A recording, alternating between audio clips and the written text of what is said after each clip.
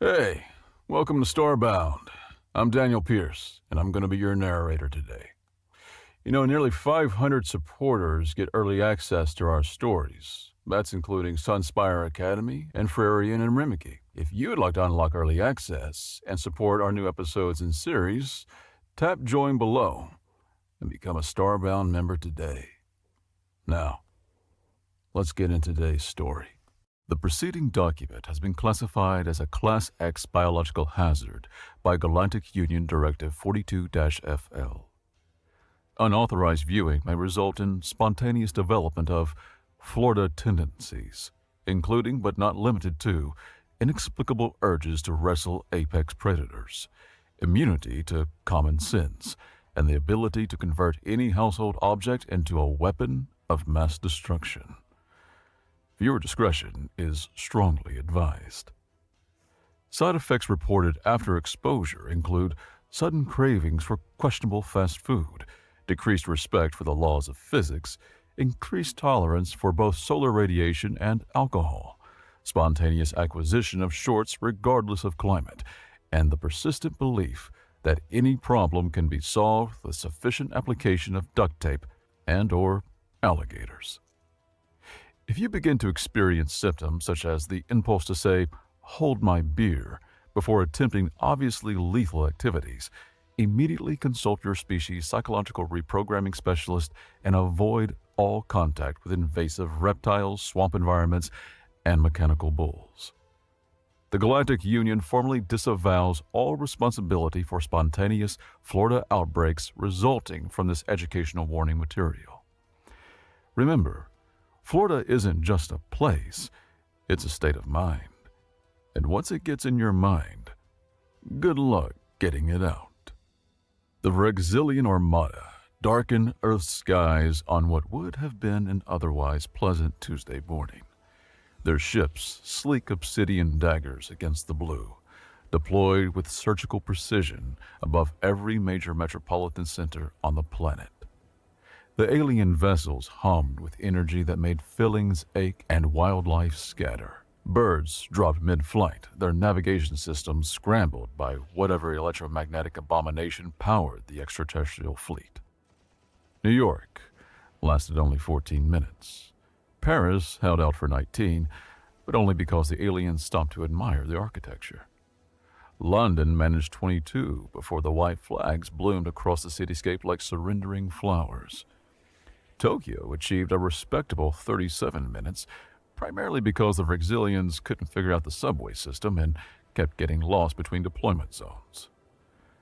One by one, Earth's proudest cities, with their strategic planning, organized militaries, and civilized battle tactics, folded like wet paper bags before an overwhelming technological superiority of the invaders.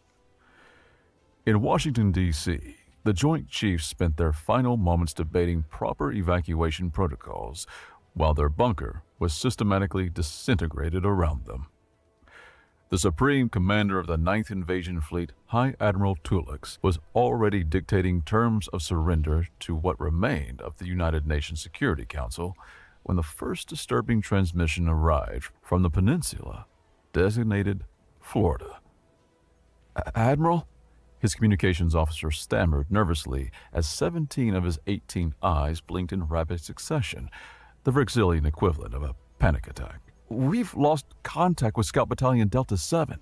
Tulix waved a dismissive tentacle, not bothering to look up from the holographic map where he was redesigning Central Park into a methane processing facility. "Atmospheric interference. Recalibrate." "Sir, before communications terminated, they transmitted this." The holographic display flickered to life, showing a Rexilian scout ship in a grassy expanse near a body of water that sensors identified as containing no fewer than 37 distinct biological toxins and a concerning level of bath salts. A human male, shirtless, sunburned to a blistering crimson that medical scanners classified as third degree but somehow ambulatory, wearing only denim shorts held up by what appeared to be fishing line, was charging at the camera. In one hand, he swung a metal cylinder later identified as a propane tank. Welcome to Sunshine State, space bitch! The human shrieked, his voice distorted by what toxicology would later identify as a cocktail of methamphetamines, bath salts, something called 4-Loco, and an unidentifiable substance that made 3 laboratory drones spontaneously combust during analysis. The footage continued for precisely 7.3 more seconds as the human, later identified as Butch Zakowski, a twice disbarred former attorney turned airboat operator, delivered a series of blows to the Vrixilian scout commander that xenobiologists would later describe as an unprovoked hate crime against the natural order, and damage patterns normally reserved for carbon violence and black hole events. Isolated incident, Tulix declared confidently, making a note to dispatch a cleanup crew. Probably just an escaped zoological specimen. Humans keep all sorts of dangerous fauna in captivity. 6 hours later, the severed heads of Scout Battalion Delta 7 were discovered mounted on broken street signs along Route 441, each adorned with novelty sunglasses and cigarettes jammed into what humans assumed were alien mouthparts. Anthropologists identified this behavior as a Florida-style warning display. Within the week, the Galactic Union declared Earth successfully pacified in an official statement. Tulix received commendations and was already planning colonization logistics when the smuggled footage from the Florida front reached galactic broadcast. The footage, captured by a resistance member known only as Gator Cam Gary, who had attached a GoPro onto his pet alligator's head for the YouTube views, showed a Vrixilian heavy assault walker, a 30-foot biomechanical tank designed to withstand orbital bombardment, being dragged into a murky body of water by what appeared to be numerous reptilian creatures. On the shore, a human female in a bikini top and jean shorts casually tossed chunks of meat while shouting, "Get him, Brutus! That's Mama's good boy! Drag that alien trash to your swamp." The woman, later identified as Tammy Lynn Beauregard, former exotic dancer and self-taught reptile behavior specialist, continued her commentary as the war machine, worth more than the gross domestic product of pre-invasion Australia, disappeared beneath the surface. "Y'all come back now, you hear?" she called, punctuating her taunt by spitting a stream of tobacco juice with such accuracy it entered the walker's still-exposed ventilation port, shorting out its emergency beacon. The galaxy watched in horror as one of the mightiest military machines in the Vrixilian arsenal disappeared beneath the surface of a backwater swamp, pulled down by creatures the humans called gators, but which Vrixilian xenobiologists reclassified as living fossil horrors with digestive acids capable of processing military-grade alloys. Even more concerning to the High Command was the background of the video, where humans could be seen harvesting components from already destroyed alien technology. A child, no more than 8 years old, waddled past the camera wearing a helmet made from a Vrixilian navigator's skull, while behind her, an elderly man used the focusing crystal from a planet-killer laser to light his hand-rolled cigarette. "Send the full technical specifications of all deployed weaponry to the Science Division," Tulix ordered. "I want to know how these savages are neutralizing our tech so effectively." The science officer presented his findings. "Sir, they're not using any technology we can identify. They appear to be operating entirely on what their neural scans classify as batshit impulses and hold-my-beer cognitive patterns." "That's impossible," Tulix hissed. "No sentient species can withstand our subjugation protocols without advanced countermeasures.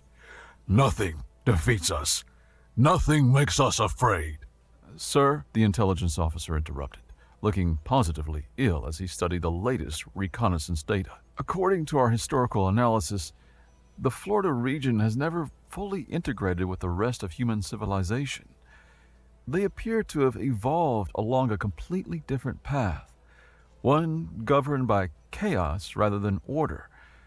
Their neutral architecture shows pleasure centers that activate when confronted with scenarios other humans classify as certain death or obviously stupid. What? What are these demons? The intelligence officer, 7 of his eyes now twitching uncontrollably, responded. Sir, they call themselves Floridians. In Jacksonville, the parking lot of a commercial center called Walmart became the site of the now infamous Buggy Massacre. Surveillance footage recovered from the scene showed a collection of humans using wheeled metal carts as battering rams, plowing into Verxillian infantry units while screaming what xenolinguists would later identify as a battle cry. It's rollback time, motherfuckers! The leader of this impromptu cavalry charge, 43 years old, coupon enthusiast, and amateur demolition derby competitor Raylene Wexler, had modified her shopping cart with hurricane shutters welded to the front and sides. When her cart's wheels became clogged with alien viscera, Wexler was observed abandoning the vehicle to wield a frozen ham as a bludgeon, screaming, "Buggo special on whoop ass!" as she systematically dismantled a Verxillian heavy weapons team. When questioned later about her tactics, Wexler shrugged while applying nicotine patches to unlikely parts of her anatomy. Been running Black Friday sales for 22 years, she explained, casually extracting an alien tooth embedded in her forearm and adding it to a necklace of similar trophies. These space roaches ain't got nothing on Kara from Tampa when the last Tickle Me Elmo was on the line. 3 blocks away in what used to be an Applebee's, Keldra Mossback, a 53-year-old retired postal worker with a pack-a-day habit and an artificial hip that she insisted predicts rain better than the Weather Channel, became an unexpected war hero when she rammed an electric mobility scooter into a Verxillian fuel depot while dual-wielding pool noodles modified with nail gun cartridges. Footage recovered from the Applebee's security camera, now enshrined in the Museum of Alien Slaughter, housed in the former Universal Studios, shows Mossback engaging the mobility scooter's maximum speed, a blistering 4 miles per hour, while reciting her grocery list.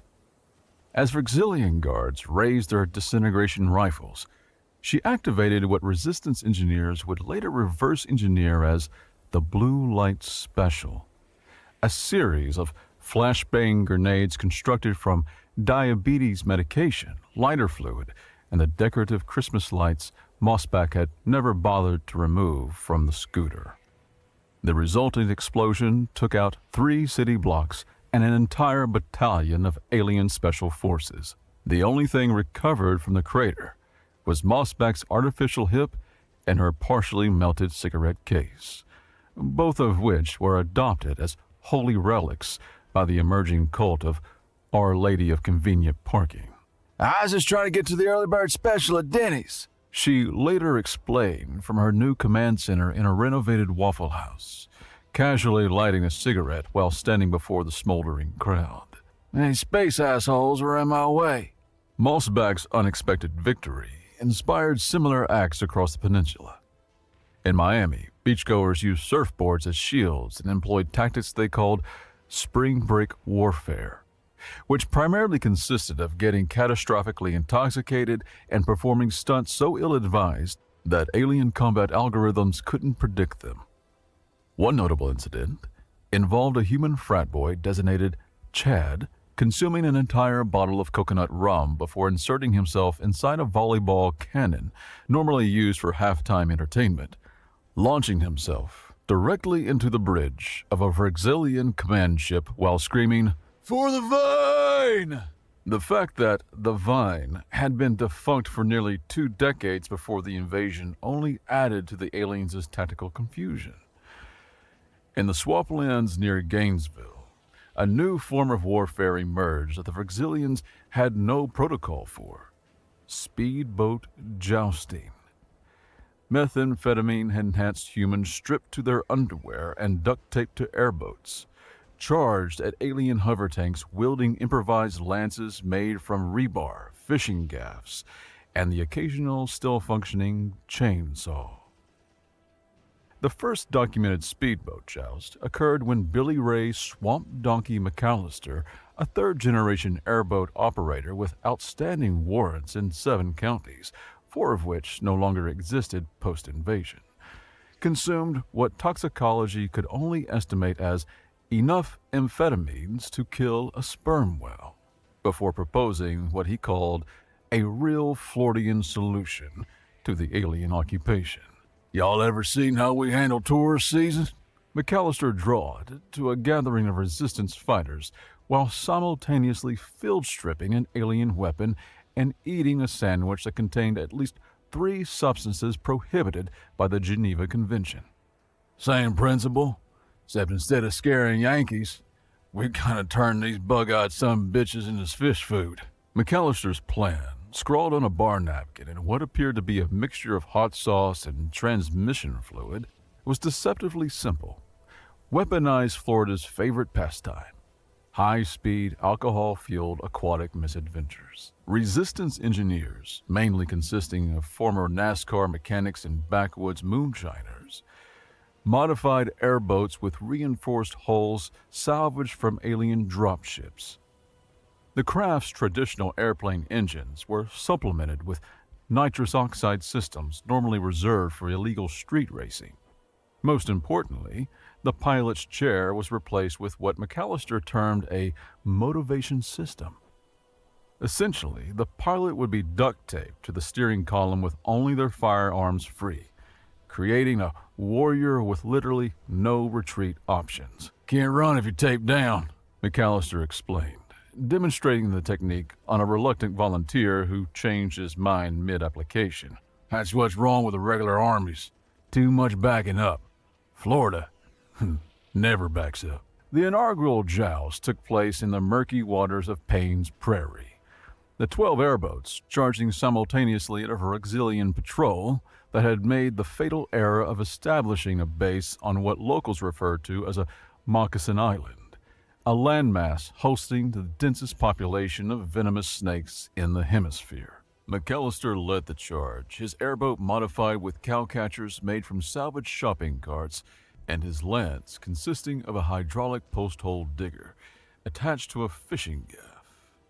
He had enhanced his combat effectiveness by consuming a breakfast of energy drinks mixed with something called bath salts and what he would only describe as gator aphrodisiacs, a combination that medical professionals later confirmed should have stopped his heart 17 different ways. "Florida forever! Alien never!" McAllister shrieked as his boat reached speeds of nearly 90 miles per hour, creating a wake that capsized 3 of his fellow jousters but did nothing to dampen his enthusiasm. The Verexilian patrol, attempting to establish targeting solutions on the erratically moving craft, failed to account for 2 critical factors: McAllister's complete disregard for physics and the 16-foot-long water moccasins he had somehow loaded into his post-hole digger as biological ammunition. The resulting battle lasted 11 minutes and ended with McAllister standing atop a smoldering alien hover tank, wearing the commander's exoskeleton chest piece as a hat and attempting to play the ship's quantum navigation array like a banjo.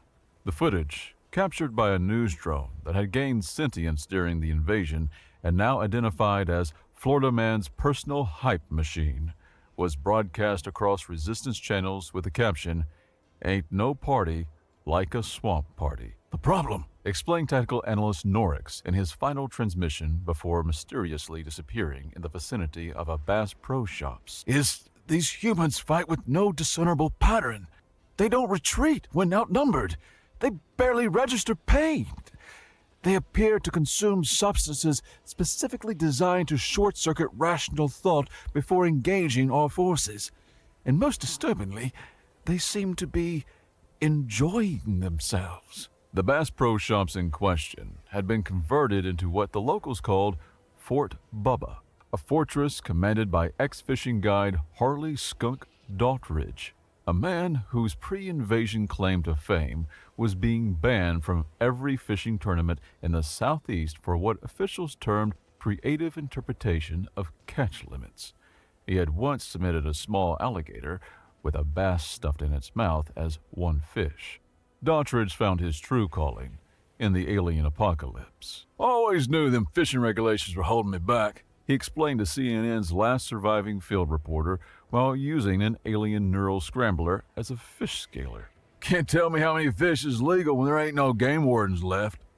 Beneath the giant fiberglass bass that adorned the entrance, Vrixilian prisoners of war were forced to clean the daily catch while Floridians fashioned the alien technology into increasingly bizarre weapons. "See? Your standard laser rifle works just fine," Skunk explained to a group of wide-eyed recruits, many of whom had crawled through miles of drainage ditches to reach the fortress. "But it works a hell of a lot better when you strap it to a gator's back and teach the gator to spin death rolls." The Gator cavalry units that emerged from Fort Bubba would become the stuff of galactic nightmares. The first deployment occurred during the Battle of Ocala National Forest, where Vrixilian forces had established a forward operating base, believing the dense woodland would provide cover from the aquatic tactics they'd encountered elsewhere. What they failed to anticipate was the Florida man's natural amphibious capabilities and deep spiritual connection to apex predators. Warriors clad in American flag boxers and plastic footwear known as Crocs rode 12-foot alligators into battle. The reptiles adorned with solar-powered fairy lights for night operations and mounted alien weaponry. Leading the charge was Tammy Lynn Beauregard, now promoted to Gator Commander Supreme, and wearing a bikini top fashioned from polished alien exoskeleton. "The trick to riding a gator," she explained in a training video distributed to resistance cells, "is to establish dominance early, just like dating." Her personal mount, a monster she had named Sweet Tea, that stretched nearly 17 feet from snout to tail, had been surgically enhanced with captured alien technology. Implanted neural stimulators allowed Beauregard to direct the beast with subtle pressure from her knees, freeing her hands to operate the twin disintegration rifles she had mounted on Sweet Tea's shoulders. Thermal footage from the battle, later used as a training tool for resistance fighters, showed the Gator cavalry emerging from a swampy creek in perfect formation, their reptilian mounts moving with unnatural synchronization as the fairy lights created a disorienting strobe effect. For exillion centuries, the optical systems struggling to process the biological impossibility of alligators moving in tactical formation were overrun before they could sound alarms. "Gators is the perfect weapon," Beauregard explained to her troops as they harvested technology from the captured base. "Cold-blooded, so they don't show up on thermal. Mean as hell, naturally, so they don't need much training. They got more teeth than the average alien has appendages." But perhaps most terrifying of all was the development of what became known as Tabasco grenades. The weapon originated when Cletus Beaumonty, a 73-year-old retired chemical engineer and hot sauce enthusiast, noticed that his prized collection of artisanal pepper sauces had survived a direct hit from an alien incendiary device that had otherwise vaporized his double-wide trailer. "Ain't nothing hotter than my 5-alarm Swamp Dragon sauce," Beaumonty declared, retrieving the intact bottles from the smoking ruins of his home. "Been melting toilets for 40 years. Initial tests conducted in the parking lot of what had formerly been a Piggly Wiggly confirmed Beaumonty's hypothesis. When combined with moonshine, battery acid, and, as one captured Vrixilian scientist noted with horror, actual human sweat harvested during NASCAR tailgate parties, the pepper sauce created an incendiary compound that could melt through alien armor like butter through, well, butter. "The chemical composition makes no sense," the scientist reported before his research facility was raided by a group of senior citizens from the village's retirement community, all riding golf carts modified with cowcatchers and mounted spear guns. "It shouldn't work according to any known laws of chemistry. The capsaicin compounds have somehow bonded with the ethanol and human biochemical markers to create a substance that specifically targets non-terrestrial molecular structures. It's as if their hatred has somehow been weaponized into liquid form. Production of Tabasco grenades ramped up in makeshift facilities across the peninsula, primarily in abandoned Taco Bells, which resistance engineers noted were already set up for handling dangerous chemical compounds. Delivery systems evolved from simple thrown bottles to sophisticated launchers constructed from modified T-shirt cannons salvaged from sports arenas. The decisive test of the new weapon came during the Second Battle of Orlando, when Verexilian forces attempted to reclaim the strategically vital Disney World, which had been converted into what resistance leaders called the happiest fortress on Earth, with Space Mountain repurposed as a railgun emplacement and costumed characters serving as psychological warfare units. As alien dropships descended on Cinderella Castle, they were met with concentrated fire from Tabasco cannons manned by former theme park employees still wearing their character costumes. Helmet cam footage from the battle shows a Verexilian commander frantically ordering evasive maneuvers as his ship's hull dissolved under a direct hit from what appears to be Mickey Mouse operating a condiment launcher the size of a small car. "Welcome to Magic Kingdom!" the mouse-eared resistance fighter cackled, his once cheerful voice distorted by the gas mask he wore to protect against his own weaponry. "The happiest place on Earth!" High Admiral Tulex, watching the situation deteriorate from his orbiting command ship, made a fateful communication to the Galactic Union. "We may have underestimated the indigenous species. They appear to be evolving new weapons and tactics faster than we can analyze them. Requesting permission to deploy planet killer protocols before the contagion of their methods can spread." The response came swiftly. Permission denied. Too late. They're watching us now. Attached to the transmission was footage from 17 different worlds across the galaxy, all showing alien citizens attempting to replicate Florida tactics, in what appeared to be a disturbing new entertainment trend. On Vrex Prime itself, the home world of the invasion force, security forces had intercepted a shipment of contraband hot sauce and arrested several high-ranking officials for attempting to ride indigenous fauna into battle while consuming neurotoxins. The Florida infection had begun to spread. As news of Florida's improbable stand against the alien invaders spread across what remained of human communication networks, refugees from across the conquered territories began attempts to reach the peninsula. The journey was perilous. Verexilian blockades surrounded the region, and the aliens had learned to shoot on sight anything that looked remotely like a human in a tank top or exhibiting what they termed symptoms of Florida, which included but were not limited to irrational confidence, sunburn, the smell of cheap beer, and that look in their eyes like they're about to do something, anything. But reaching Florida was only the beginning. To be accepted into the resistance, newcomers had to pass what locals had dubbed the trials, a series of initiation tests that separated the would-be Floridians from those still clinging to their thinking and planning bullshit. The barefoot death run became legendary.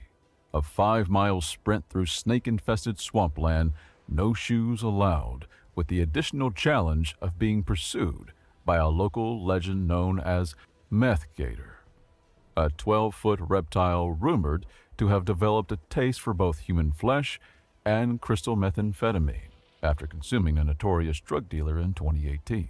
"And snakes aren't the problem," explained Bocephus, a 47-year-old ex-wedding planner, as she talked to trembling recruits and casually painted their feet with what she called gator attractant, a mixture of chicken blood, beer, and probably human pheromones. "Meth Gator's mostly blind from the drugs, but he can smell fear and rational thought from a mile away. The trick is to think like a Florida man, which means don't think at all.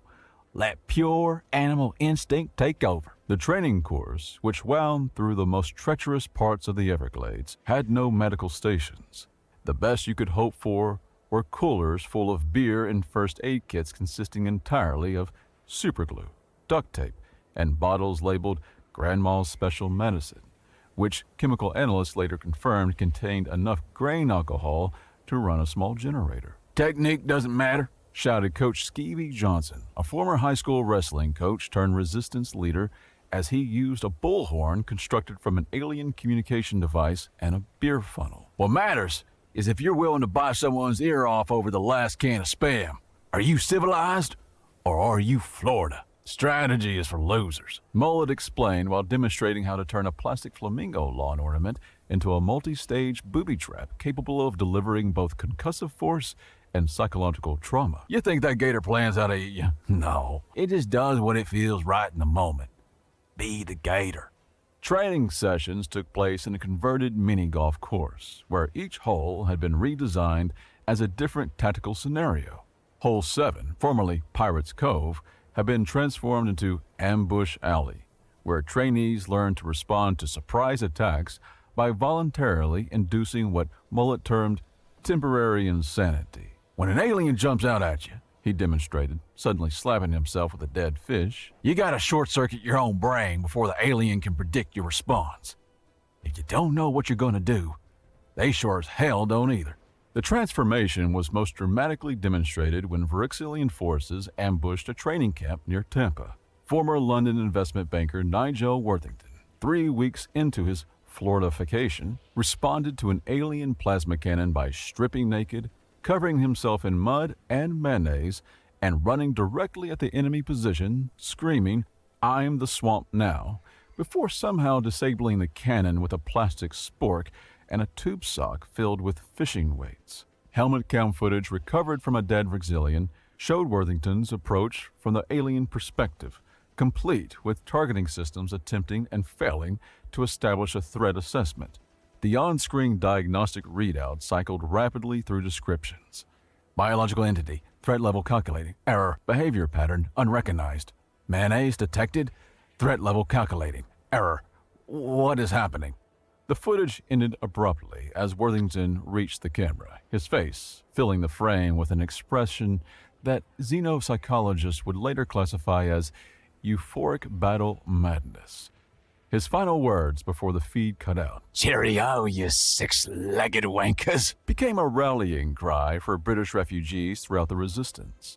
The Resistance's Psychological Warfare Division, headquartered in a former Spirit Halloween store, developed an entire curriculum based on Worthington's transformation. Training manuals printed on the backs of Applebee's placemats included chapters such as Embracing the Madness, How to Terrify Aliens with Pure Florida Energy, and Advanced Nonsensical Battle Cries, Making Words into Weapons. "The problem with traditional military training," explained Chief Psychological Warfare Officer Dr. Brandy Lynn Sherbert, who had pivoted from her pre-invasion career as a daytime TV relationship counselor, "is that it creates predictable soldiers. We don't want soldiers. We want Florida men and women. Unpredictable forces of nature who treat combat like a spiritual calling mixed with an extreme sport." To graduate to full Florida status, recruits had to complete a final challenge: the identity death. In a ceremony conducted under the full moon in a Waffle House parking lot, graduates would symbolically kill their former selves by destroying an object representing their pre-invasion identity, college diplomas, professional licenses, even wedding rings, before being baptized in a mixture of swamp water, beer, and hot sauce. "Florida isn't just a place," intoned High Priestess Charlene Gator Mama Dupree during one such ceremony, her face illuminated by tiki torches as she presided from atop an overturned bass boat. "It's a state of mind, a glorious madness. Embrace it, and no alien alive can predict what you'll do next. That's how we survive." The graduating class of misfit survivor humans roared in approval, their faces painted with neon colors and their bodies adorned with improvised armor made from traffic signs, sporting equipment, bones, and alien technology. As conflict intensified, Floridians elevated improvised warfare to an art form that left Verixilian military strategists simultaneously horrified and morbidly fascinated. Their weapon development program, if the chaotic beer-fueled brainstorming sessions held in abandoned Hooters restaurants could be called a program, produced innovations that defied both physics and common sense, yet proved devastatingly effective. The Tank Wranglers emerged as an elite unit specializing in neutralizing alien heavy armor, led by former rodeo clown Dixie McElroy, a 5'2" grandmother of 7 whose pre-invasion claim to fame was surviving being launched from 3 different homemade human cannons. These squads would hide in drainage ditches or abandoned fast food restaurants until Frexilian tanks passed by.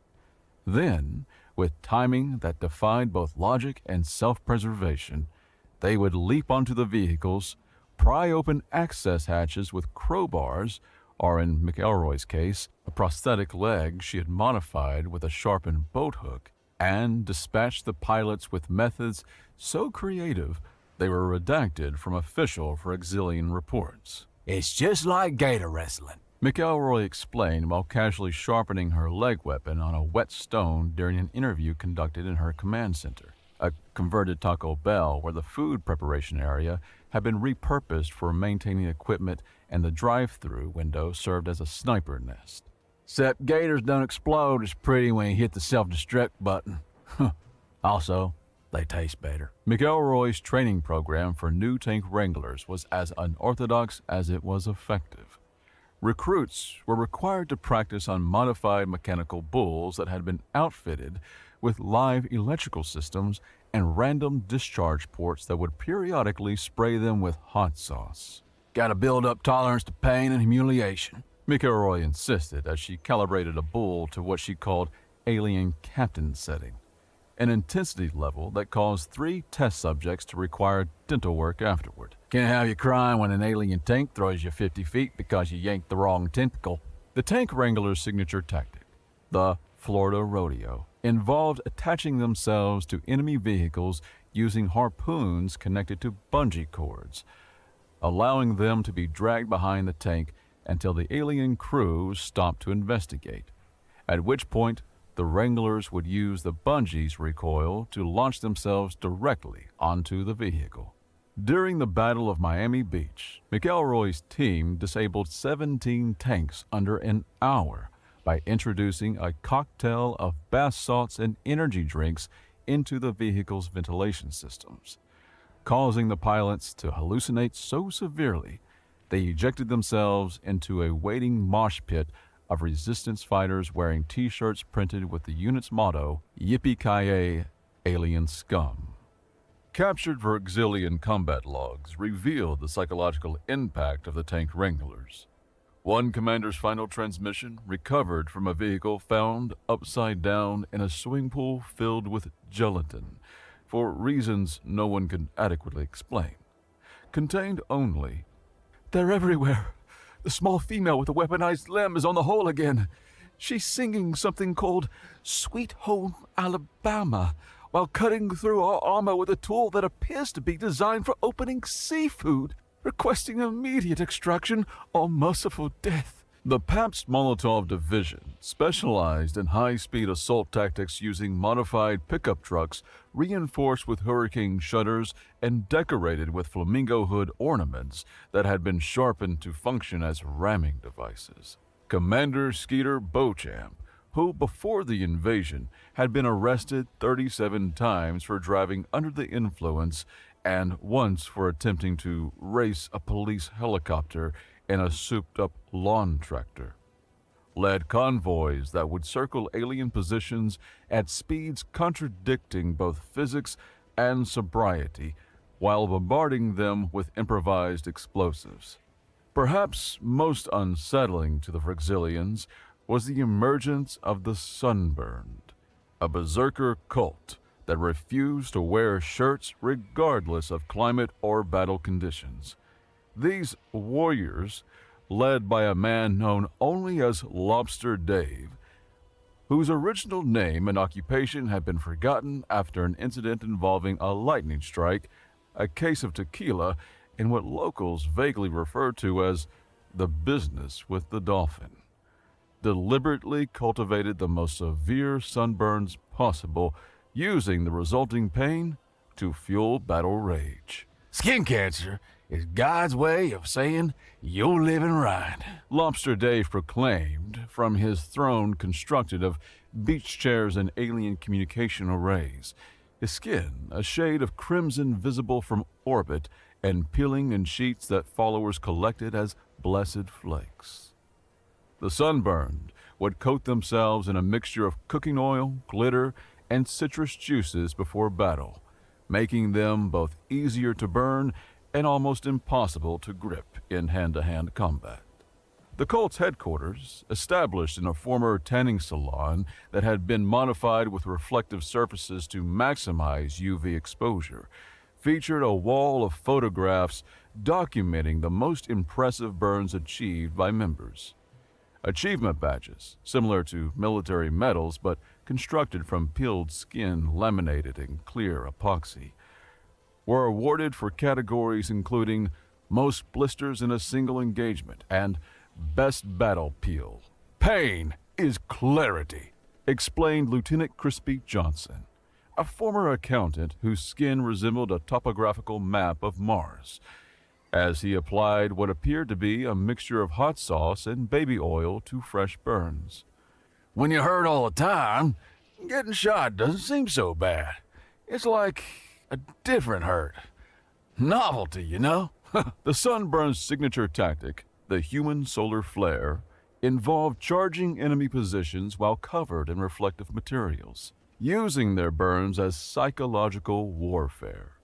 For exilian soldiers already struggling to comprehend why humans would deliberately damage their own dermis, would often hesitate just long enough for the berserkers to close distance. During one particularly desperate stand at Orlando, a contingent of the sunburned, outgunned and surrounded, resorted to what became known as the Florida Flashbang, collectively removing their shirts, those who had somehow acquired shirts since the last battle, and stretching their sunburned torsos toward the sun, creating a reflection so blindingly crimson it disabled Rexilian optical systems and allowed for a counterattack involving airboat-mounted cotton candy machines reconfigured to spray aerosolized tiki torch fuel. Best part is, Lobster Dave explained, while receiving medical treatment that he insisted consists solely of aloe vera and beer applied directly to the third-degree burns. Aliens got all them fancy targeting systems, but they ain't never evolved to handle the power of a Florida sunburn. That's millions of years of evolutionary advantage right there. Verluxilian medical researchers examining captured members of the sunburned, who typically escaped within hours of methods described only as too horrifying to document, noted the alarm that the cult had begun intentionally developing specialized burn patterns they believed granted them mystical powers. One particularly devoted follower had managed to cultivate a sunburn in the shape of the Florida Peninsula across his back, complete with detailed coastlines and a tiny burn in the shape of Disney's Magic Kingdom. Alien military academies hastily developed entire training modules warning against direct engagement with Florida man, classifying encounters as Class X biological hazards requiring immediate orbital retreat and possible limb amputation. Special emphasis was placed on avoiding physical contact with members of the sunburned, as several alien soldiers reported that touching their skin resulted in what medical officers termed sympathy burns and psychological contamination. Never look into their eyes, instructed one training manual recovered from a downed Verxilian shuttle. They have no fear centers in their brains, only something our xenobiologists have tentatively identified as hold my beer and watch this impulses. If cornered by Florida entities, especially the crimson ones, do not attempt capture. Authorized extinction protocols are the only humane response. In a desperate attempt to rally support from the Galactic Union, High Admiral Tulix authorized the broadcast of uncensored Florida combat footage to demonstrate the unprecedented savagery they faced. This decision would prove to be his most catastrophic miscalculation, comparable to what human military historians might liken to poking a nest of murder hornets while covered in sugar syrup and broadcasting the results as a cooking show.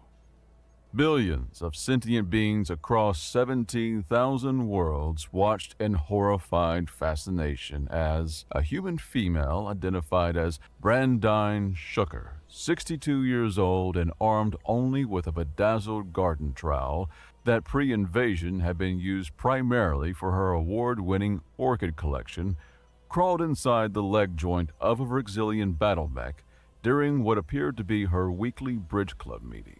The footage, captured by the mech's own security system, showed Shucker systematically disassembling hydraulic components while humming what audio analysis identified as the theme song from The Golden Girls. When the machine's emergency diagnostics activated, alerting the pilot to the breach, Shucker could be seen calmly replacing all hydraulic lines with what inventory control later identified as Twizzler's candy, which she produced from a sequined fanny pack along with hand sanitizer and what appeared to be knitting needles fashioned into improvised weapons. The mech, attempting to pursue her after she exited through a maintenance hatch she had somehow widened using only a compact mirror and nail file, made it approximately 12 steps before suffering catastrophic mechanical failure. The resulting explosion created a crater visible from orbit and scattered Twizzlers across a 3-block radius. "My grandkids used to steal my Twizzlers," Shucker explained to a Resistance cameraman as she casually strolled away from the inferno,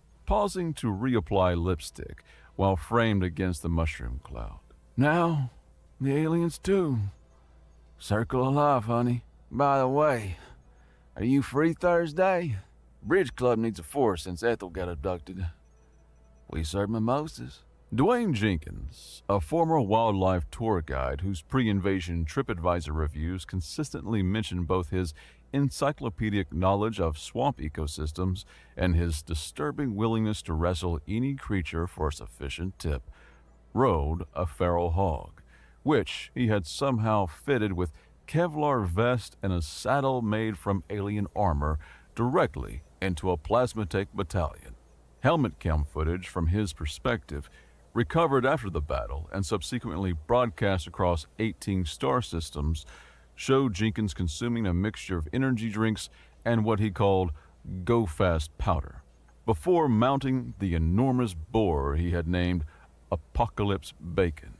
He had installed what appeared to be Christmas reins on the animal, decorated with blinking lights and tiny bells that jingled incongruously as they charged towards certain death.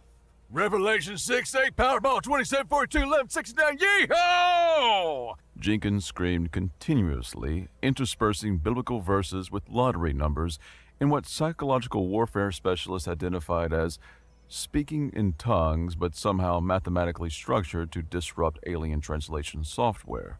Perhaps most disturbing to galactic viewers was footage of children from the former Orlando suburban areas who had developed a method of weaponizing invasive Burmese pythons by using homemade slingshots to launch the snakes directly into alien supply lines.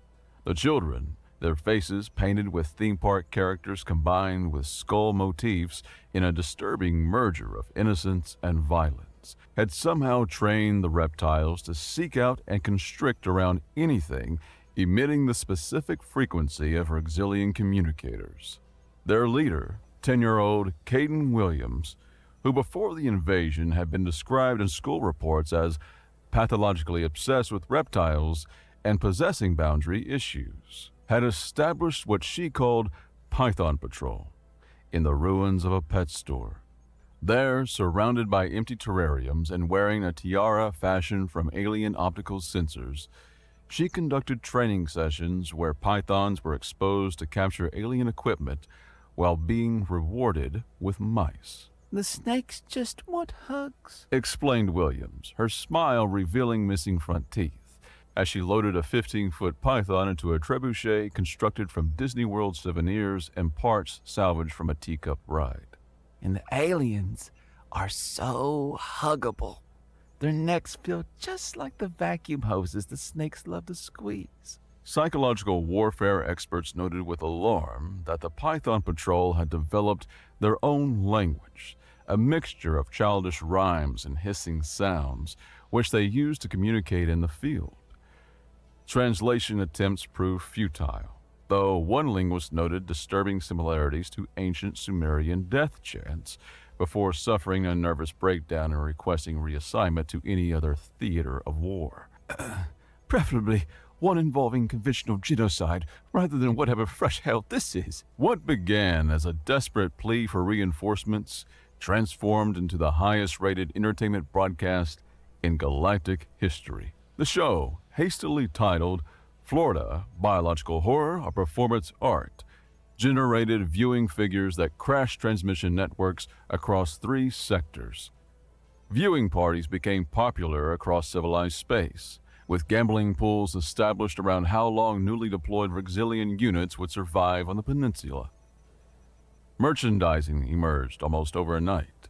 Action figures of prominent Florida resistance fighters with realistic battle damage and authentic smell features became the must-have toys across the galaxy, despite numerous reports of the Lobster Dave figure spontaneously combusting when exposed to ultraviolet light.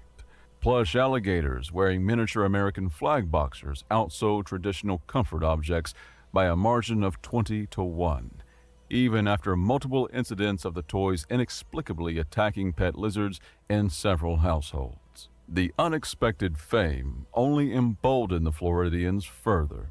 Resistance fighters began performing increasingly theatrical kills for the camera, developing signature moves and catchphrases that were immediately copied by children across 17,000 worlds to the horror of their parents. The Tampa Tombstone, in which a fighter would lure aliens into sinkholes filled with quicksand and invasive fire ants, became so popular that merchandise appeared on 17 worlds, including a breakfast cereal that promised to sting your taste buds into submission. Even more alarmingly, the broadcast inspired other human resistance cells around the conquered Earth. Reports emerged of formerly pacified territories attempting what observers termed Florida tactics, though with significantly less success and far more casualties. But still, they were learning. The broadcasting of Florida's resistance had unintended consequences across the galaxy. On 6 worlds previously conquered by the Rexilians, indigenous populations began adopting what they termed Florida methodology, abandoning conventional resistance tactics in favor of increasingly bizarre approaches that Rexilian commanders found impossible to counter. On Proxima Centauri 4, tentacle beings that had been subjugated for generations were observed constructing primitive versions of airboats to navigate their ammonia oceans, adorning themselves with reflective materials in apparent homage to the sunburned. Their battle cry, a phonetic approximation of yeet, preceded attacks that defied both physics and self-preservation instinct. Most concerning to the Galactic Council was evidence that Florida tactics were evolving faster than countermeasures could be developed. Each broadcast seemed to showcase new innovations in what military strategists reluctantly termed weaponized absurdity. When standardized anti-Florida training was implemented across Rexilian forces, the Florida response was to become even less standardized, with some fighters abandoning recognizable weapons entirely in favor of what one commander described as combat interpretive dance, but with alligators. The Rexilian Supreme Command, in what historians would later identify as the beginning of their empire's collapse, issued a galaxy-wide advisory. All forces engaging with Florida-contaminated zones must accept that conventional tactics are not merely ineffective, but actively counterproductive. If you can predict your own actions, so can they. and they will have already prepared something worse than you can imagine. After 6 catastrophic months attempting to pacify Florida, during which 17 Vrexilian legions were reduced to smoldering wreckage and psychological trauma cases, the Galactic Council convened an emergency session. Representatives from over 300 spacefaring civilizations gathered in the great amphitheater of Vex Prime, their normal protocol of dignified discourse abandoned as they shouted over one another, many visibly traumatized by the footage playing on the central holographic display. Enough! Thundered Grand Counselor Olam, his ceremonial tentacles quivering with emotion as he slammed all 17 appendages onto the speaking podium, shattering the ancient wood. We have seen sufficient evidence. The vote will proceed immediately. The vote was unanimous. Earth was to be quarantined, with Florida officially classified as an intergalactic bioweapon too dangerous to control, but too entertaining to destroy. We cannot, in good conscience, expose more civilized beings to Florida Man, declared Olam, visibly shuddering as the words left his speech orifice. Some forces of nature were never meant to be tamed. Some evolutionary paths lead not to enlightenment, to whatever this is. He gestured weakly toward the display, which now showed footage of a human female in her 80s performing a perfect moonsault from a diving board onto an alien scout ship, armed with nothing but swim flippers and what appeared to be a novelty fishing license laminated into a makeshift blade. From this day forward, Olam continued, his voice stabilizing as the ancient protocols of formal declaration steadied his nerves. The planet designated Earth is hereby classified as a Class X biological hazard zone, to be contained rather than conquered. No civilian travel will be permitted within 3 light years of the contamination zone. Military forces are authorized to maintain orbital blockade only. Ground engagement is expressly forbidden, except in cases of galactic-level emergency. A formal treaty was proposed. The Vrexilians would withdraw from Earth entirely, maintaining only an orbital blockade to ensure humans, particularly Floridians, remained on their homeworld. In exchange, Florida would continue to provide entertainment content for the galaxy's most popular reality program, Surviving Florida, Season Infinity, with appropriate royalties paid in the form of advanced technology airdropped to designated reception zones, preferably swamps. As the treaty specifically noted, Floridians appear most docile when in proximity to reptiles and/or mud.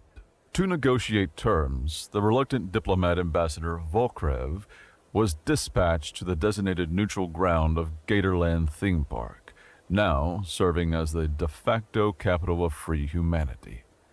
Flanked by 12 elite guards and armed with the latest non-lethal pacification technology, Volkrev approached the negotiation pavilion with the rigid posture of one approaching his own execution. The Florida delegation, led by self-proclaimed Secretary of Whoop-Ass, Darla Mae Higgins, welcomed the ambassador with suspicious cordiality. We're just simple folk. She drawled, offering Volkrev a mason jar filled with an ominous cloudy liquid that 3 of his sensory appendages immediately identified as containing both powerful intoxicants and at least 6 compounds on the Galactic Restricted Substances list. This here's our traditional welcome drink. We call it swamp water. 100% organic. As the ambassador hesitantly accepted the jar, his cultural liaison whispering frantic warnings about the potential diplomatic consequences of refusing, the pavilion floor suddenly dropped away, revealing the infamous surprise swamp cage match arena. Volkrev and his guards tumbled into knee-deep murky water surrounded by chain-link fence adorned with Christmas lights and taxidermied alien heads. Their expressions preserved in what xenobiologists would classify as oh shit moments. From an elevated platform, 87-year-old Elmer Poppy Tuckerson, clad in a fishing hat festooned with alien teeth in a referee's shirt stretched over his substantial belly, raised a bullhorn fashioned from a beer keg and what appeared to be parts from a Vrexilian sonic cannon. Welcome to the final negotiation! Poppy bellowed as the crowd of humans roared, many of them wearing novelty foam alligator heads modified with alien optical sensors that allowed them to see into spectrums normally invisible to humans. 12 aliens enter, none leave with dignity. The crowd, which had been gradually growing throughout Poppy's announcement, revealed its true nature. What had appeared to be enthusiastic human spectators were, in many cases, actual alligators that humans had dressed in souvenir t-shirts and equipped with noisemakers. The reptiles snapped their jaws in what xenobiologists would later describe as enthusiastic anticipation of diplomacy through predation. As the guards scrambled in panic, several immediately succumbing to the uniquely Floridian quicksand that seemed to selectively target non-human life forms, Ambassador Volkrev found himself face to face with Higgins, who had somehow materialized in the cage, wielding what appeared to be a pull cue with a chainsaw attachment. Here's our counteroffer. She smiled, revving the makeshift weapon as several of her teeth gleamed with metal dental work that scans revealed was partially constructed from alien communications equipment. Y'all can have the rest of the universe. Earth is Florida now. All of it.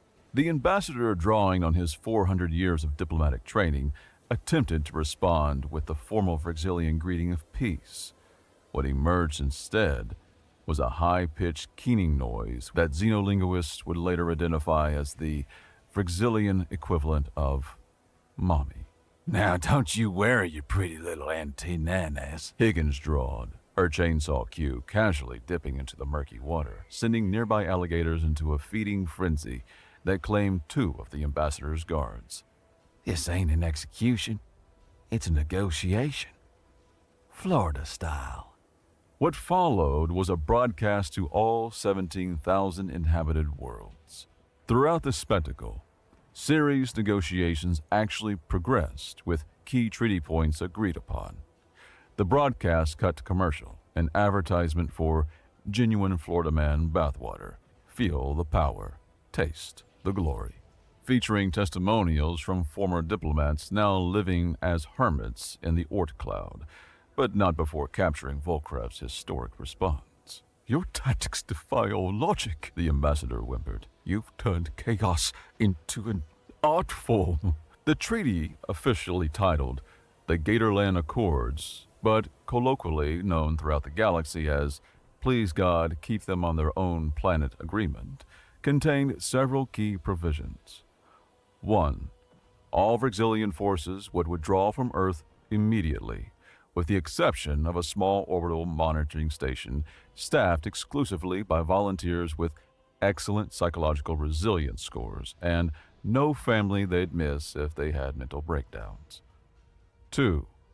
Humans would remain quarantined on Earth with no spacefaring technology to be provided or allowed, though the treaty specifically noted, like we could stop them if they really put their minds to it, so this is more of a suggestion than a rule. 3. Florida would produce weekly entertainment broadcasts for galactic distribution, with appropriate hazard warnings and viewing discretion advisories. 4. A 5-light-year sanity buffer zone would be established around Earth, with all passing ships required to undergo decontamination procedures described as thorough enough to remove any trace of Florida inspiration. 5.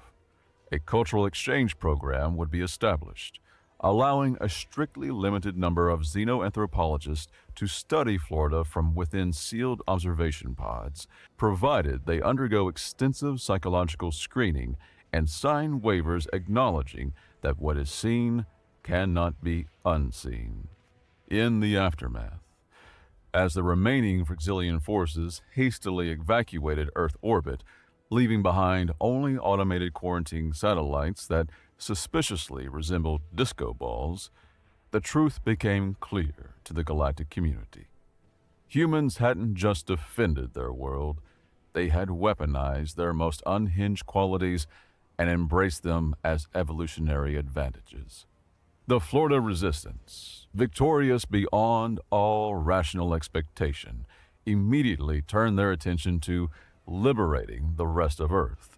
Though many conquered territories sent hasty messages indicating they preferred alien occupation to Florida liberation, these messages were cheerfully ignored as airboat convoys set out from the peninsula, spreading what resistance leaders called the Florida Spirit, and what everyone else called, "Oh God, no, please not here."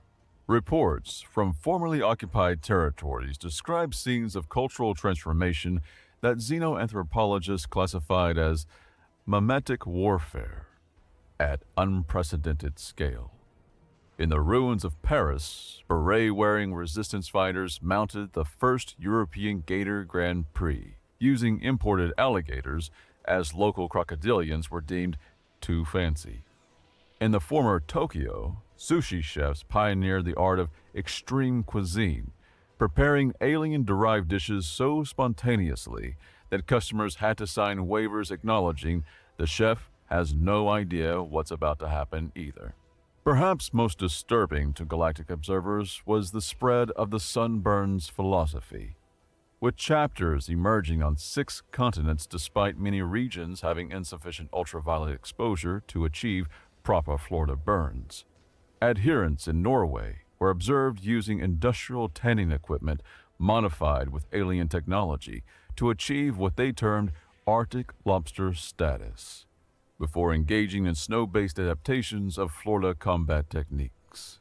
The final transmission from the Florida Resistance, broadcast on all frequencies as the last alien ships disappeared into hyperspace, featured a pan across the new flag of liberated Earth, an alligator rampant against a background of flames, clutching a can of beer in one claw and a pool noodle in the other.